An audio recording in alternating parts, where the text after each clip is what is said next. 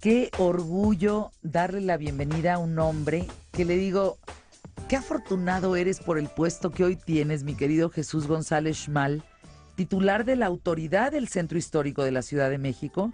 Eres licenciado en Relaciones Industriales, licenciado en Derecho, doctor en Ciencias Jurídicas. Bueno, ya algún día hablaremos de tu carrera y de tu persona, pero hoy, Jesús González Schmal, te toca ser la cabeza, el cuidador, el velador, y lo digo en Sí, un sí, en hermoso sentido, términos. porque cuidar el centro histórico, potenciarlo, conocerlo, darlo a conocer, recorrerlo, contar sus historias. ¡Qué bárbaro! Pues tienes el centro histórico de la Ciudad de México, el más grande y emblemático de América Latina, uno de los más importantes centros turísticos del mundo.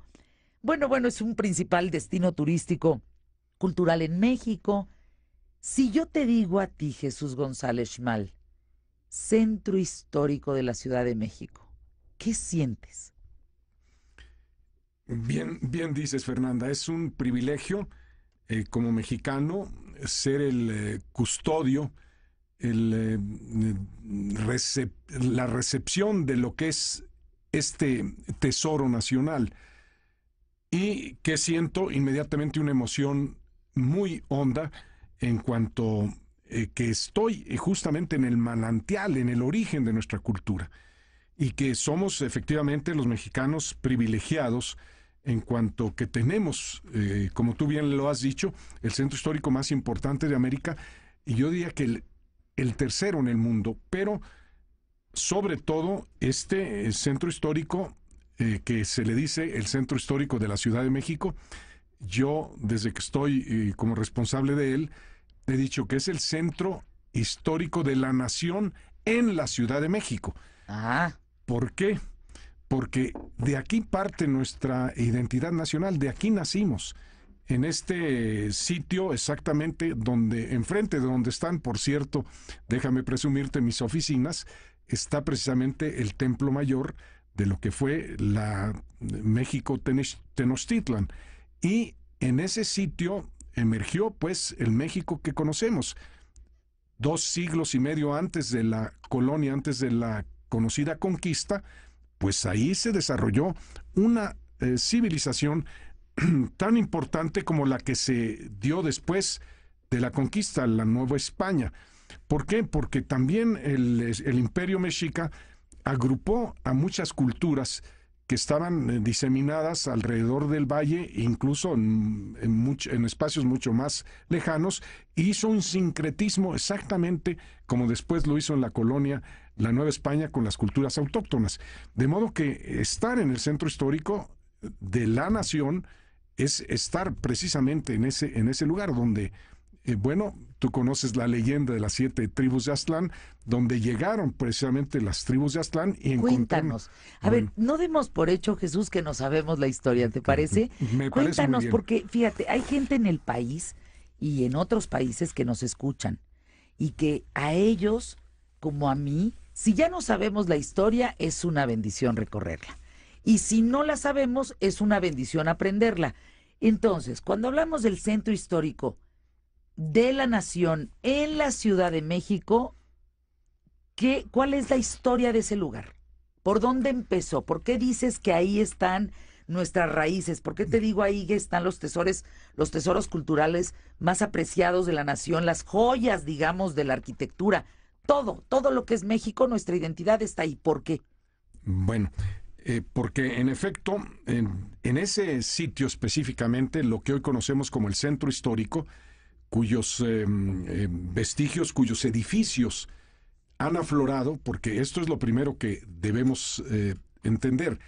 Lo que es hoy lo que emergió de lo que es el Templo Mayor estuvo hundido mucho tiempo y más que hundido, aplastado por edificios coloniales que lo tuvieron invisible para el común de las gentes porque estaba en el subsuelo. Cuando precisamente se estaban haciendo las obras del metro a mediados del siglo pasado, algunos lo atribuyen a las obras del metro, otros a unas excavaciones que hicieron para el efecto de dotar de luz al centro histórico.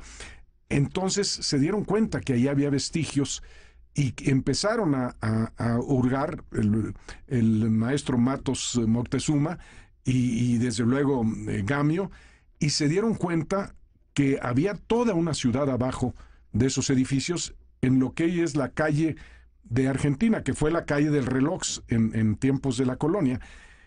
Y entonces vino ya el interés del gobierno de la República diciendo qué hay abajo de esos edificios. Y conforme al criterio universal reconocido, tienen prevalencia los edificios más antiguos sobre los nuevos. Y pese a que los nuevos, los de la colonia del virreinato, tenían cierto valor, se demolieron para que pudiéramos visualizar el templo histórico, la pirámide, pues, donde se fundó la Gran Tenochtitlan. Y automáticamente, porque estamos en una zona lacustre, automáticamente flotó una parte de ese templo histórico y ahora está casi muy por encima del nivel de la calle que fue antes. Esto se dio precisamente por el fenómeno de que es un subsuelo lacustre. Y hoy estamos cada día descubriendo más y más vestigios de aquellos entonces. Y, por ejemplo, recientemente los arqueólogos actuales, capitaneados por el arqueólogo López Luján, encontraron los temponastlis, que son sempoantlis, que son altares de aquellos entonces donde hay incrustados cráneos generalmente de niños menores que seguramente murieron naturalmente, pero que de alguna manera tenían para ellos un significado especial. Bueno, como estos, hay otros vestigios que se han encontrado, por ejemplo, de fósiles marinos. Y le pregunta uno al doctor López Luján, ¿y por qué hay residuos marinos aquí en este sitio? Bueno, porque muchos pueblos de la costa venían a ver al Imperio Azteca a entregarle tributos. Y muy usualmente, habitualmente, también los monarcas mandaban traer bienes y viandas y comestibles de fuera del Valle de México, y ahí tenían pues su aposento y hacían las grandes fiestas, las grandes celebraciones con estos comestibles. Por eso es que estamos cada día haciendo hallazgos más importantes. Pero tú me hacías referencia al origen del origen. Bueno, de Nayarit partieron las 7 tribus nahuatlacas visualizando una profecía de Huitzilopochtli, en donde se encuentre un águila devorando una serpiente sobre un nopal. En ese lugar tiene que emerger la civilización que se tendrá pues la misión de ser el centro, el eje de una nueva civilización del México que hasta entonces existía, que estaba disperso en muchísimas culturas autóctonas. Sabemos que nuestra cultura madre pues es la olmeca en el sureste, pero en el sentido del Valle de México y de la nueva era, en el año de 1319, se da pues en ese punto en donde llegan de las tribus nahuatlacas, encuentran el símbolo vivo de la serpiente, del águila devorando la serpiente, y ahí pues se asientan para fundar lo que es la Gran Tenochtitlan o lo que es el México Tenochtitlan. Y de ese sitio empiezan a darse la concurrencia de culturas lejanas y vecinas, algunas hostiles, algunas aliadas, y se fue fundando poco a poco todo lo que es la gran obra de la civilización mexica en el Valle de Anáhuac. Ahora, ¿qué significado tiene la visión de Huitzilopochtli? ¿Qué significado te permite reflexionar? ¿Cómo, estando en Nayarit, vas a ver que hay una serpiente devorada por un águila en un nopal? ¿Qué es eso? ¿Qué significado tiene esto? Bueno, pues son las famosas profecías, las creencias colectivas en un ser superior que los guía y que los conduce. Nosotros en los libros del Antiguo Testamento tenemos también señalamientos de ese tipo que se van dando como consecuencia de la emigración. Son culturas nómadas que están buscando dónde asentarse para desarrollarse y tienen que ver el símbolo. Y lo interesante es que justamente Tenochtitlan tiene ese significado. Bueno, México en náhuatl es el ombligo de la luna, y Tenochtitlan es precisamente una tierra que nunca va a perecer, es infinita, no va a tener fin, perseverará por todos los siglos de los siglos. ¿Qué es lo que estamos hoy comprobando? Que esa profecía no era baladí ni era trivial. Tiene sentido porque, bueno, por lo menos tenemos ahí constancia de 7 a 8 siglos de que esa cultura todavía es la nuestra, es la de hoy en día. Vamos a ir a una pausa, Jesús. Bendición para quienes te estamos escuchando. No importa en qué parte de México, de nuestra nación, conocer la historia del centro histórico de la nación, donde, como decías hace un momento, todos los acontecimientos históricos representativos de México se dieron a cabo en el centro histórico de México. Decíamos, ¿son cuántas manzanas? Son alrededor 560 manzanas. Bueno, menos manzanas me refiero.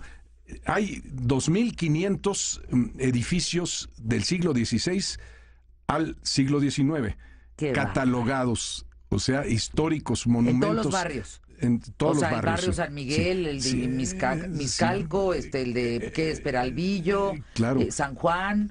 Todos ¿son 2,000 y tantos? 2,400, 2,500 inmuebles catalogados. Uf. Vete de espaldas. Hay 48 museos de los mejores del mundo. No son museos menores, pequeños, no, son grandes museos. Bueno, pues tenemos el MUNAL, desde luego, tenemos el de la Ciudad de México, tenemos el del antiguo Colegio de San Ildefonso, tenemos museos, en el Palacio Nacional hay 4 museos espléndidos que no tienen parangón con otros centros históricos del mundo. Bueno, y estos 9,5 kilómetros de los que tú hablas como el perímetro de lo que es el perímetro A del centro histórico, y son otros tantos que constituyen hasta llegar a 16 kilómetros. En este sitio precisamente están las manifestaciones más contundentes de nuestro ser nacional. Por eso decía yo que, déjame platicarte una anécdota. Por favor. Llegaba yo, estábamos celebrando un 5 de mayo, una callejoneada le llamamos, porque ahora tanto la Universidad Nacional como nosotros estamos invitando a los jóvenes a que se reintegren pues a la corriente de las tunas o de las rondallas o las estudiantinas, como también se llaman, para callejonear en el centro histórico como se hace en Guanajuato o en cualquier otro centro histórico, para no perder nuestra imagen y nuestra propia fisionomía de comunidad original. Y terminábamos en el 5 de mayo en el Zócalo de la Ciudad de México. Y les decía yo a los jóvenes, a ver qué día es hoy. Pues bueno, pues ya algunos se acordó, la batalla de Puebla. Y bueno, y les decía, volteen, estábamos en el Zócalo, volteen al oriente, ¿qué están viendo? Pues el Palacio Nacional. Bueno, ¿qué pasó el 5 de mayo después de que el general Ignacio Zaragoza abatió a los franceses y los derrotó y se logró pues el triunfo de México? El se acordaron, bueno, pues le mandó un mensaje al presidente Benito Juárez. Bueno, ¿y dónde estaba el presidente Benito Juárez? Pues en el Palacio Nacional. Pues volteen a ver. ¡Qué bárbaro! Entonces, no puede ser. y a ver qué decía el mensaje. Pues ya también no se acordó. Pues las armas nacionales se han cubierto de gloria. Bueno, imagínense ahí al presidente Benito Juárez, a doña Margarita Maza a su lado, con la nación convulsionada porque estábamos ya asediados por el imperio, y que recibe una nota de esa dimensión. Bueno, pues todo mundo se sintió parte de ese momento de la historia. Eso es lo que estamos hoy queriendo, que quienes pisen el centro histórico se identifiquen plenamente con todos esos sucesos que no son del planeta Marte, que son de nosotros. Son de nosotros. Si podemos frente a nosotros colocar un mapa del centro histórico, podemos hacer conciencia de lo que Jesús González Schmal está diciendo. Es increíble lo que se tiene. Tienes la Alameda, tienes la Plaza de la Solidaridad, tienes todo el tema de la Fuente del Bicentenario, el Monumento a la Revolución, el barrio La Alameda, el San Juan, el San Miguel, la Merced, el convento de la Merced, que es verdaderamente supremo, que sigue en una discusión entre que si se le pone techo o no se le pone techo, que no es tema. Eso tiene que ser visitado ya por la gente. Eso lo tienen que conocer. Como las calles aledañas, 5 de mayo, 16 de septiembre, Venustiano Carranza, y las repúblicas. ¿Qué historia tienen las repúblicas? La República de Guatemala, la de Uruguay. ¿Por qué existen las calles de las repúblicas en el centro histórico? Bueno, créeme que es una de mis preocupaciones. Rescatar, y del doctor, desde luego, Mancera, el jefe de gobierno, que hemos platicado mucho de esto, cómo rescatar los nombres originales de las calles, porque se impusieron las de las repúblicas A ver, hermanas. cuéntanos.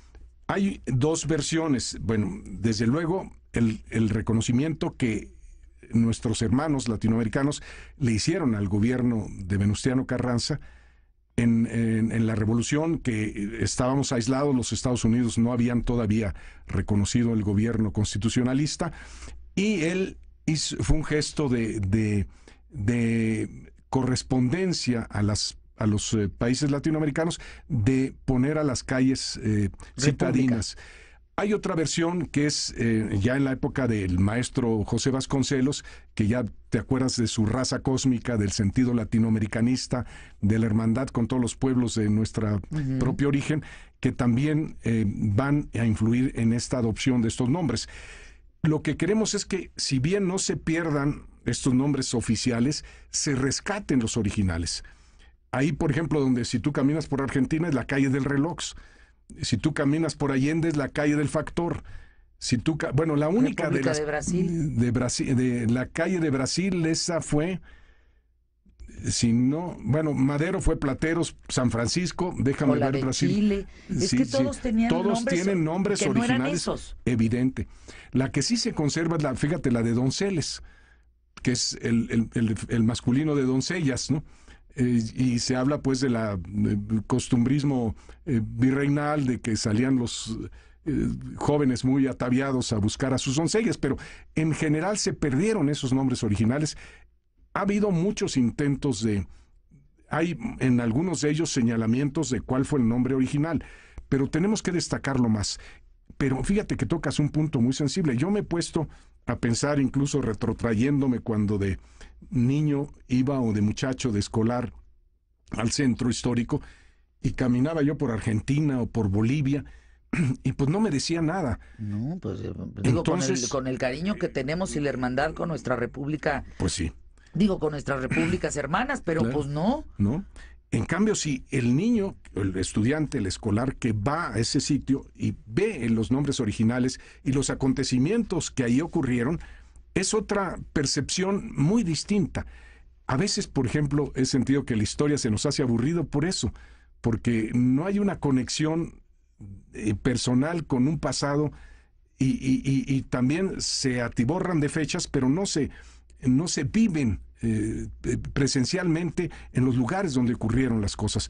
Entonces, el centro histórico, estamos haciendo ahorita una campaña que vayan jóvenes. Por ejemplo, hay un museo de MIDE, de economía, sensacional, que patrocina el Banco de México, donde tienen capacidad de hasta 500 niños para enseñarles todo lo que fue la economía del país en la época precolombina, en la época virreinal, y lo que es, cómo nació la moneda, qué tipo de monedas, etcétera. Y los niños salen pero encantados.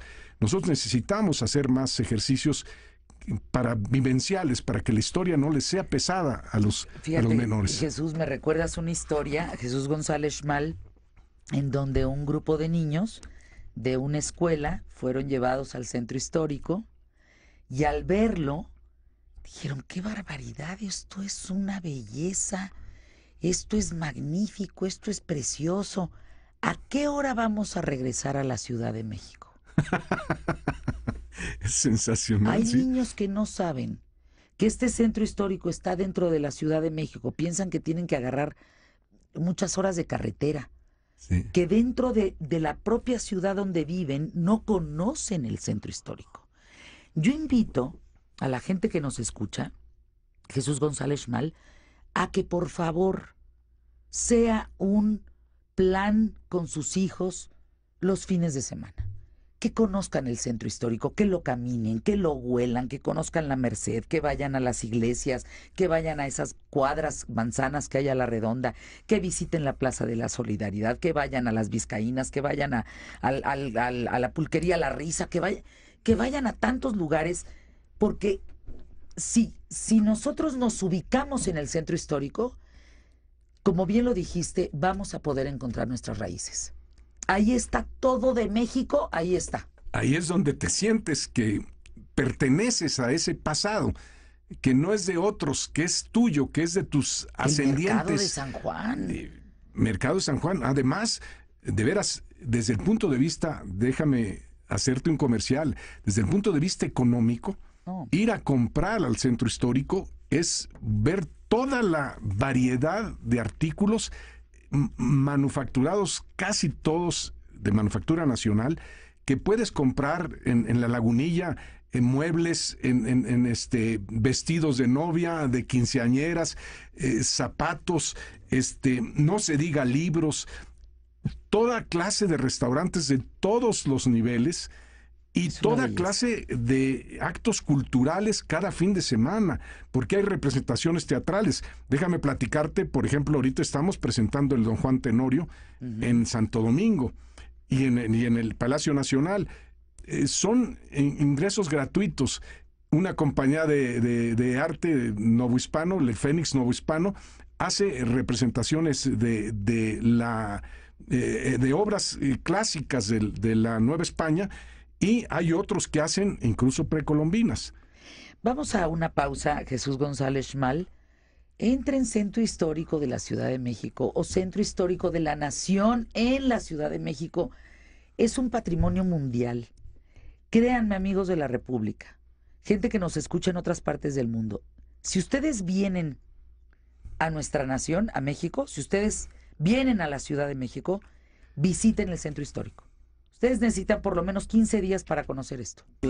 Las artesanías, los mercados, la Biblioteca México, camina Plaza Juárez, el barrio chino, es una belleza. Jesús González Schmal, estamos hablando del centro histórico. Tú dices que está dentro de los 3 más importantes del mundo. ¿Y los otros? Bueno, mira, el otro podría ser Roma y el Estambul y Moscú se disputan. También un buen lugar. Pero el que Roma, desde luego, tiene antecedentes o vestigios ancestrales, pero el que tiene una línea vertical tan nítida en 2 etapas de una historia somos nosotros. En el centro histórico de la Ciudad de México no hay una ciudad, por cierto, hay que se acercan en Sudamérica, pero en Norteamérica, pues tú lo sabes mucho menos, no hay nada que se no, nada, esto es único. Tú has enumerado un increíble número de atractivos y de posibilidades de disfrutar un centro histórico, hoteles de primera y hermosísimos, restaurantes, gastronomía, porque eso es parte. Bueno, hace un momento, perdona que me regrese a ese punto que decías tú, es patrimonio cultural de la humanidad. En efecto, el Centro Histórico de la Ciudad de México en 1987 fue declarado Patrimonio Mundial Cultural Mundial de la Humanidad. ¿Por qué? Porque Porque no solo son los testimonios tangibles, los edificios, los lugares, los sitios, sino los llamados patrimonio intangible o inmaterial. Nuestra gastronomía, no, hombre, eso imagínate, que es pues, si somos nuestra música. Claro. Por cierto, déjame hacer un comercial de Garibaldi, que, bueno, yo les digo, ahora le llaman Garibaldi, en mis tiempos mozos yo le llamaba el Tenampa, pero es la música tabernácula mexicana, vernácula, la música, ahora sí que era tabernácula porque es en la taberna, y en lo vernáculo porque es lo de origen. Y en ese sentido hay muchísimos sitios atractivos para ir a comer, para oír música, para ir a ver teatro, para ir a ver lo mejor de lo mejor en Bellas Artes, por ejemplo. Bueno, ¿qué Bellas podríamos Artes, pedir qué belleza, de ese monumento que es Bellas Artes, no solo en lo externo, sino en lo inmaterial, que es la cultura musical, nuestro ballet, nuestras danzas, nuestras costumbres, el Museo de la Memoria y la Tolerancia. Hay que irlo a ver las nuevas generaciones. Afortunadamente van muchos niños ya estos. Más digno que conozco. Espléndido. Espléndido porque le da un sentido a la intolerancia de la humanidad. Le da un sentido. Otros nada más muestran una parte espantosa y sales con un vacío a una tienda de souvenirs a ver qué compras, ¿no? École. Aquí por lo menos, pues le das tantito a la tolerancia, le das tantito sentido a la vida de lo que ha significado, ¿no? Claro. Te sacude el corazón decir cómo fuimos capaces de hacer estas atrocidades los hombres, no podemos. Fíjense, ¿quieren instrumentos musicales? Pues vayan a la República del Salvador. Nada menos, sí. ¿Quieren vestidos de noche? Pues vayan al 20 de noviembre. ¿Quieren algo de farmacias? En 5 de febrero. ¿Quieren visitar un pedacito de todo México? En Isabel la Católica? Ahí encuentras, ¿cómo se llama esta plaza ahora nueva? Que es bellísima, enfrente el Correo Español, sí, el reloj otomano. Exacto, que está un pedacito de todo México. Que está un pedacito de todo México. Sí. ¿Quieres, por ejemplo, comprar, pues qué, zapatos? Sí. Pues te vas a 20 de noviembre. Sí. Es que encuentras todo. Dice un dicho de los de la Cámara de Comercio local, dice, si no lo encuentras en el centro histórico, no, pues no hay. Es que no existe. No existe. ¿Quieres muebles? Pues te vas a Paraguay, ¿no? Sí. ¿Quieres iluminación? Lámparas, pues en Uruguay. Sí, ¿Quieres libros, donceles? Tienes todo. Todo. De veras es un deleite y además son comerciantes dinámicos y muy hechos a buscar clientes por la calidad y el precio, no por la situación de beneficio. Jesús, enfrentas enemigos brutales en el centro histórico. Manifestaciones, plantones, ambulantaje, prostitución, trata. ¿Cómo tratas eso? ¿Cómo como titular, como cabeza, Jesús González Schmal, ¿dónde estamos parados en ese sentido? No hay que tapar el sol con un dedo. Claro. ¿Cómo vamos en ese tema en el centro histórico? Mira, como yo te señalaba, hay dos perímetros, el A y el B. Yo tengo semanalmente y obligatoriamente una junta interdependencional que se llama. ¿Qué quiere decir? Yo no ejecuto nada, yo coordino. Todas las áreas de la administración pública de la Ciudad de México que inciden en el centro histórico, nos reunimos en esas juntas, una de infraestructura y otra de espacios públicos, para visualizar toda la panorámica del centro histórico en general, pero lo que ocurre inmediatamente. Ahí está seguridad pública, tránsito, obras públicas, mercados, naturalmente obras públicas. Desarrollo urbano, todo, absolutamente todo. El gabinete, pues. Todo el gabinete que tiene incidencia en el centro histórico. Y ahí intercambiamos información semanal, qué tipos de delitos, qué tipo de seguridad, la iluminación y agua y los servicios primarios.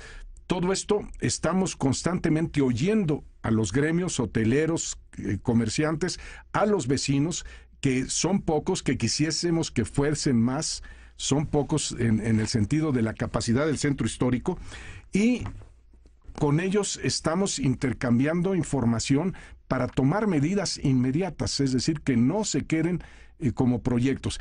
Yo te puedo decir hoy que la seguridad en el centro histórico ya es un hecho en términos de comparación con otras áreas de la ciudad. La iluminación, los servicios primarios, ya está, todo es subterráneo, la energía eléctrica, los teléfonos, estamos quitando algunos cables que todavía hay por ahí, y estamos en la limpieza, la pulcritud. Tú puedes caminar, hay gente que está permanentemente pasando por todas las calles para que no haya desperdicios de ningún tipo. Tenemos problemas, como tú bien dices, con las personas en situación de calle, pero tenemos también toda una campaña para levantarlas, para ayudarlas a llegar al albergue, para tratar su problema. Tenemos también, efectivamente, prostitución, la hemos erradicado, incluso se han tenido que confiscar hoteles que estaban dedicados a ese propósito, y se van a convertir en albergues y en departamentos para gente en situación de calle que tiene una familia y que está buscando un sitio donde acomodarse y darle tratamiento para su recuperación y reinserción social. Estamos con la policía constantemente, tenemos una nueva policía turística bilingüe que tiene a su cargo el facilitarle a los visitantes de fuera el mejor estancia ahí. Por ejemplo, ahorita tenemos una carga difícil, es diciembre, la gente viene con dinero, viene a comprar, los carteristas, los Claro. que se roban, todo eso pues nos implica una dedicación mucho más intensa, pero la estamos enfrentando, Fernanda, no rehuimos esa realidad y cotidianamente estamos sobre el tema. ¿Cuánto se le ha invertido al centro histórico para su rescate? ¿Tienes idea?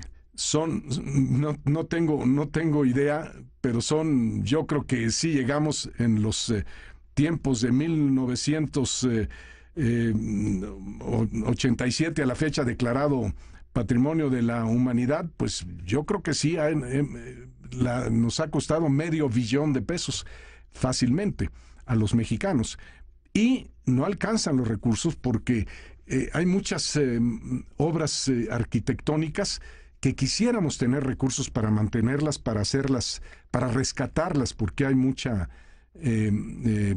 abandonadas que fueron de algún propietario que no aparece, que tenemos el problema de la propiedad y no podemos, por lo tanto, intervenirlas, que algunas están en posesión de algunos posesionarios que llegaron ahí, que los reubicamos, pero vemos cómo salvar el inmueble. Todo esto cuesta muchísimo dinero.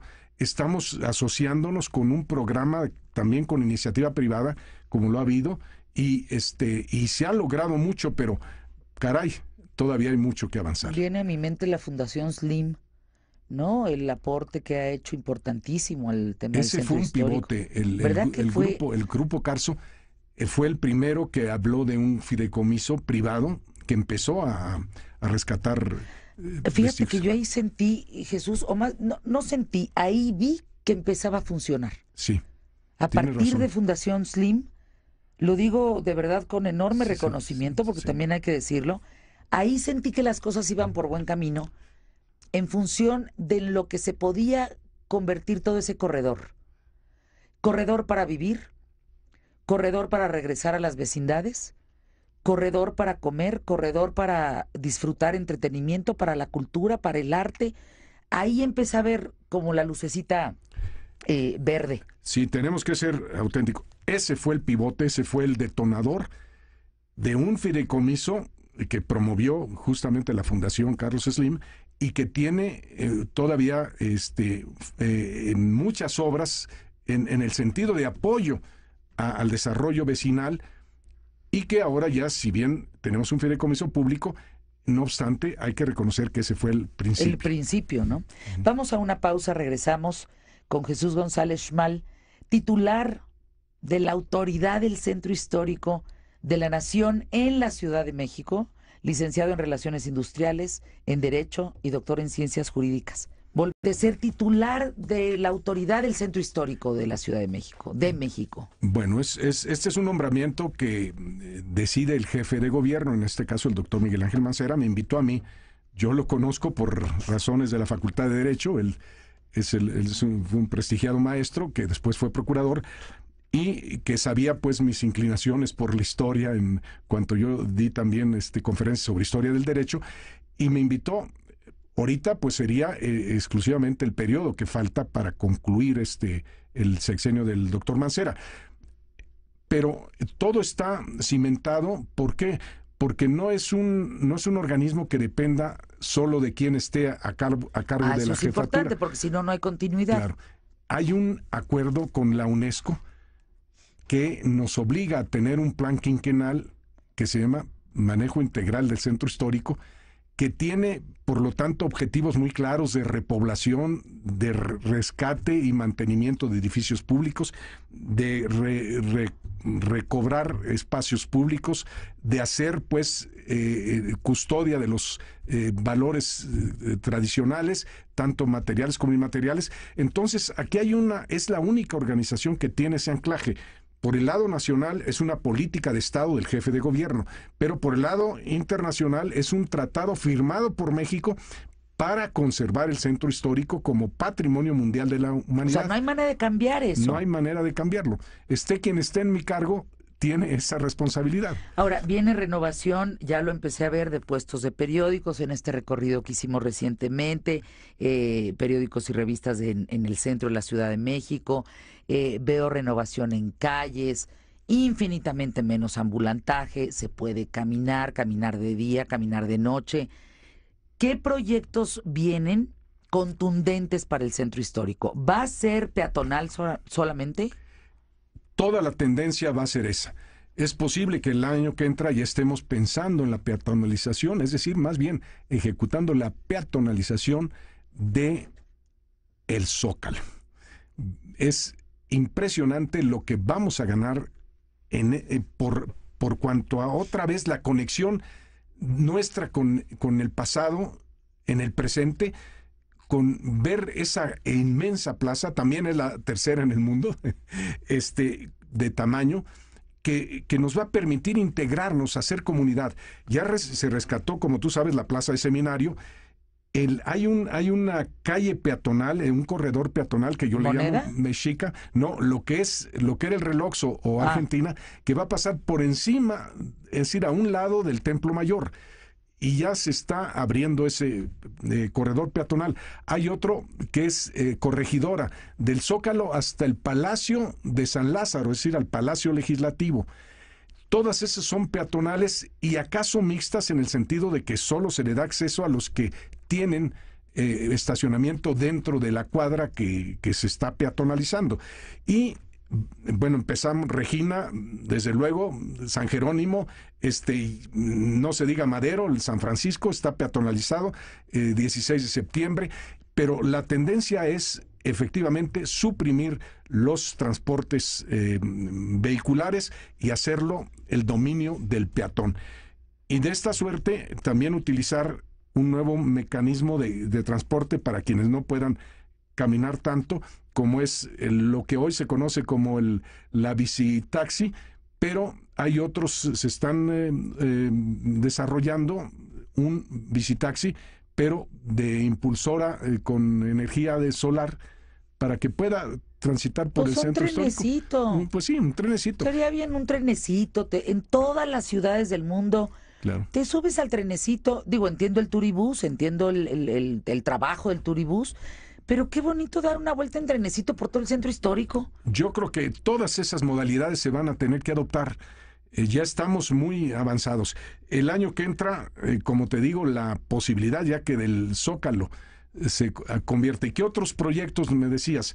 Bueno, estamos, como te señalo, rescatando inmuebles antiguos que hay personas que quieren hacerlas vivienda de todos los niveles socioeconómicos y que se están haciendo. Y hay un desarrollo muy importante en San Pablo, no sé si lo ubicas, de la calle de San Pablo, justamente con Pino Suárez, está un metro, y a un lado del metro había pues una ciudad perdida. Esto ya hay una sociedad que se llama de asociación pública privada, que va a desarrollar ahí vivienda de interés social con características muy particulares para que se integren en un área del centro histórico, porque hay mucha demanda de vivienda de ese nivel, y que se va a hacer con todo cuidado y con toda proyección y planeación para que sea un lugar digno y que no tenga pues deterioro en el futuro. Por favor, vean el mapa, la guía, el mapa guía, digamos, del centro histórico de la nación en la Ciudad de México. Cuando lo tienes frente a ti, es abrumador. Es abrumador, Jesús. No hay a cuál irle. Tienes la Suprema Corte de Justicia, pero tienes la Plaza de la Fundación, la Catedral, el portal de los mercaderes. No es posible todo lo que hay. Lo pienso como una ruta, un propio turibús alrededor de lo que podría ser todo este mapa. Porque qué bonito sería. Te quieres bajar en la calle de las lámparas, pues te bajas. Claro. Te quieres bajar en la de los libros, pues te bajas. Te quieres bajar en la de la ropa, los vestidos de noche, en las farmacias, pues te bajas. Es nuestro centro. Nuestro centro, sin lugar a dudas. Mira, por ejemplo, Catedral. No. Necesitas varios días para conocerla a fondo, pero cuando te interiorizas de lo que tienes, de la joya que es ese edificio, y todavía si vas a los sótanos y te encuentras con que hay vestigios prehispánicos y hay todavía las tumbas de los grandes personajes de nuestra historia, te embelezas, de veras, te vuelves loco. Sí, oye, el edificio de Monte de Piedad. Ándale, esa es otra joya, sí. Gracias, de verdad, Jesús, gracias por estar con nosotros, Jesús González Schmal. Basta con vivirlo, con gozarlo y con que vengas cuantas veces sea necesario. Vamos a establecer programas para hablar de iglesias, otra para hablar de edificios históricos, otro para hablar de gastronomía, museos. Es que nos da para mucho. Efectivamente, Fernanda, pues tú tienes esa sensibilidad. Y secretos del centro histórico. Y los grandes secretos. Bueno, hay muchas leyendas, habría que platicarlas con tiempo, sí, claro que sí. Gracias, Jesús, muchísimas gracias ya por tu solo tiempo. rubrico con decirte que lo estamos hoy en un organismo mundial que se llama las Ciudades del Saber. Aquí nacieron nuestras escuelas precolombinas, el Calmecac, el Telpochcali y las primeras universidades de América, la Pontificia y la de San Pedro y San Pablo de Estudios Superiores, y todo esto nos va a dar un impulso, una capacidad de todavía darle al centro histórico más riqueza. Y busquen los recorridos de Plaza Santo Domingo, de Manuel Tolsá, de San Ildefonso, de Moneda Santísima, de Juárez Madero. Son recorridos verdaderamente increíbles en el centro histórico. Gracias, mi querido Jesús González Schmal.